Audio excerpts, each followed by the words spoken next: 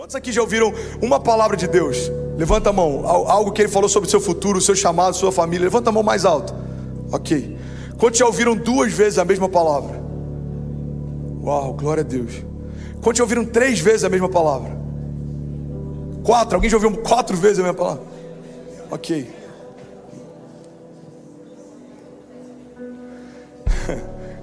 Teve alguém que falou, lá vem.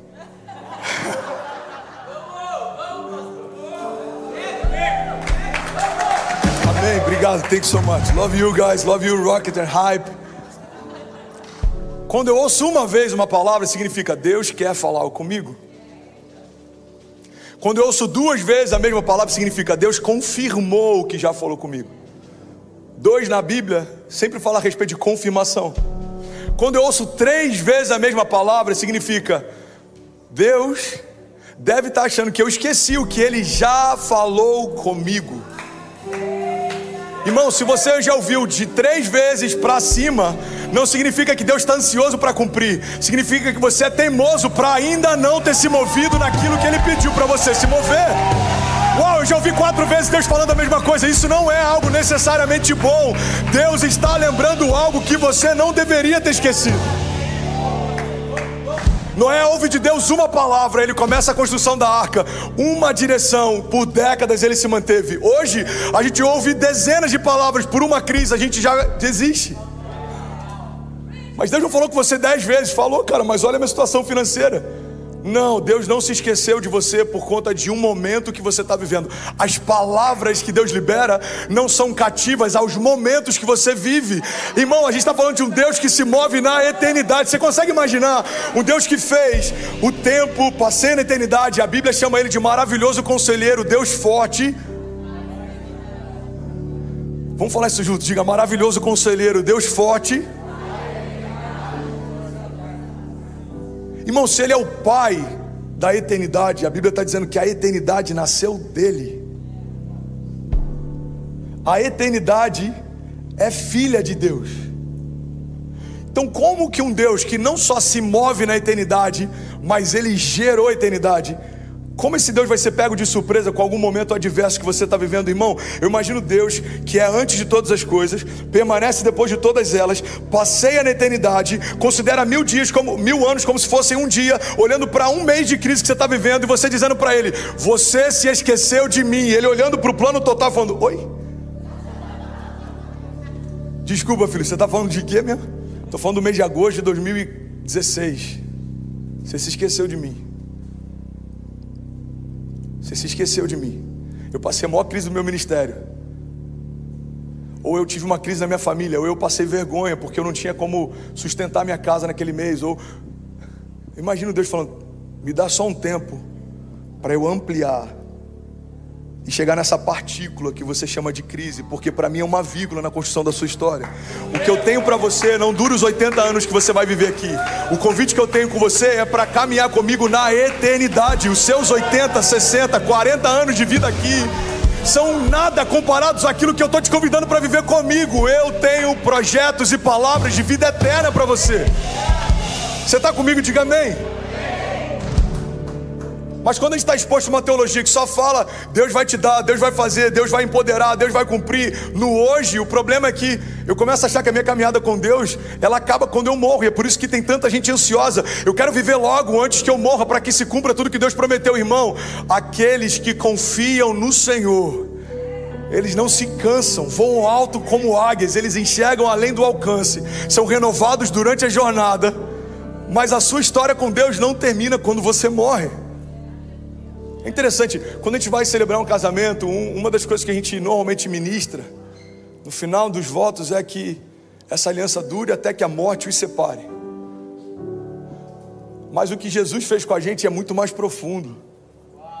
Os votos de casamento que Jesus fez com a noiva, de braços abertos naquela cruz, em outras palavras ele estava dizendo, eu prometo que eu vou redimir vocês, que eu vou abençoar vocês, que eu vou trazer vocês de volta para a presença do meu Pai, que eu vou tirar a sentença, o julgo, o juízo, e vou dar para vocês filiação, sobrenome, paternidade, e eu prometo que eu vou ser um com você até que a morte nos aproxime.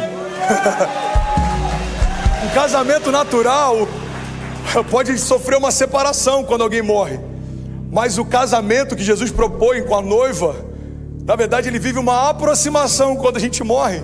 É por isso, irmão, que viver é Cristo e morrer é lucro. Por quê? Porque estamos mais próximos daquele que vamos caminhar todos os dias da nossa vida. Você está comigo? O problema é que às vezes a gente esquece de falar do céu. E é por isso que uma crise temporária rouba tanta alegria de tanta gente na igreja. Porque se eu estou olhando só para o tempo de agora, eu acho que um mês de crise significa uma ausência de Deus. José não acreditou que os anos de cativeiro eram uma ausência de Deus, e é por isso que ele viu a promessa se cumprir no tempo de Deus. Davi não acreditou que a perseguição de Saul era uma ausência de Deus, por isso ele viu o cumprimento das promessas de Deus. Noé não acreditou que a demora na construção da arca era uma ausência de Deus. Você pode pegar qualquer herói da fé, qualquer homem que te inspira na Bíblia, irmão, todos eles precisaram entender que a crise que eu vivo hoje não significa que Deus não esteja comigo. Você está comigo? Diga amém. Então vamos voltar para o lance do trailer do Poderoso Chefinho. Sabe o que é louco? A gente derrama o máximo que a gente pode. Vai ter gente que vai chegar em casa e vai falar: e aí, amor, como é que foi o culto hoje? Foi bom. Ele falou de quê? Poderoso Chefinho, alguma coisa do tipo. Falou de um trailer da Ceci. Legal, o culto foi da Disney, né? Legal. É uma analogia tão simples, mas ela pode gerar vida em alguém aqui nessa manhã. Amém? Primeira coisa que eu aprendi com Cecília vendo um trailer: quando a gente tem a mentalidade infantil, a gente se sacia com um pouco, como se aquilo fosse tudo. Segunda coisa que eu aprendi, porque eu de verdade fiquei meditando sobre isso e aquilo me impactou. A Cecília, por mais que ela tivesse excited, por mais que ela tivesse ansiosa para ver o filme, só eu podia comprar o filme para ela. Porque pede os dados bancários e um adulto que tem uma conta pode pagar para que o seu filho, que ainda é criança, possa ter acesso ao filme.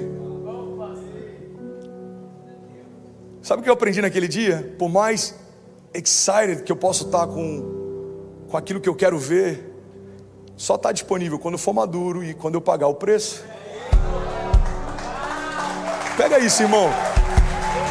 Por que nem toda palavra profética se cumpre? Porque nem todo mundo quer pagar o preço. A palavra não se cumpre no dia que você recebe, a palavra se cumpre no dia que ela se cumpre. Quando ela se cumpre. É louco porque o meu pai, há alguns anos atrás, escreveu uma carta para mim e ele botou sem data. E por mais que ele não tivesse o entendimento de por que ele botou a data e deixou em branco, hoje a gente entende o porquê. E aí tempos depois, quando a gente foi enviado para cá, eu estava desmontando o meu gabinete lá em Niterói. E aí quando a gente pega a minha Bíblia, abriu e tinha um papel dentro, e era a carta do meu pai, falando sobre coisas que ele queria viver ao meu lado. E aí uma das coisas que ele estava dizendo era: filho, eu ainda vou ver você pregando em estádios em outras nações. Aí pega isso, irmão. A gente está no gabinete aqui, no Green Room, antes de começar a segunda-feira. Vitor Hugo vira para ele e fala: Deus te deu um livramento. Que é a mesma palavra que meu pai recebeu no domingo ou no sábado. Não, no sábado. Alguém falou com ele: Deus está te dando um livramento. Eu sinto que tem algo no seu coração que é para roubar a alegria do pastor André, paralisar, trazer distração sobre esse mover de Deus. O inferno quer tocar você para parar ele. Mas um homem de Deus vai te dar a mesma palavra para confirmar o que eu estou falando. Isso foi no sábado. Chega na segunda, o Vitor Hugo fala: eu vejo Deus te dando um livramento no coração, suas artérias sendo desentupidas. E Deus te deu um bônus e acrescentou anos de vida para você ver o que você ainda não viu. Uma promessa de Deus de que o seu filho vai pregar em estádios e você vai estar lá com ele. Na hora a gente lembrou de uma carta, irmão. Ele vai chorar, gente. Ele nunca chora. Isso é inédito, hein? Você que está vendo isso aqui. Aleluia. Te amo, paizão.